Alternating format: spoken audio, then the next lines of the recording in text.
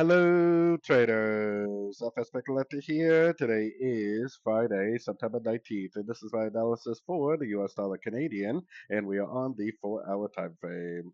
So, anyways, on the dollar CAD, I mean, I definitely think this made another three-way pattern. This most likely is going to turn into like a triple three pattern on the daily, weekly time frame, like a WXY or something like that. But either way, if this is the end of a pullback right here, the end of an ABC, then it's likely to take out the previous highs. Doesn't mean there's not going to be some pullbacks along the way. I like to use these Fibonacci retracement levels as areas of resistance or support, and they do often bounce from those levels.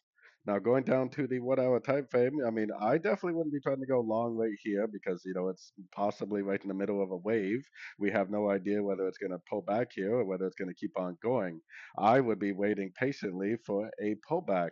Maybe it'll go up to like the 61% and then make a pullback and then give us an opportunity to go long.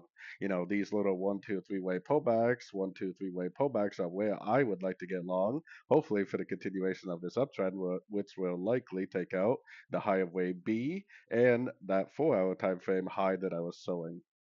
So anyways, don't forget to check out my website linked over here in the corner. And as always, thank you for watching and happy trading.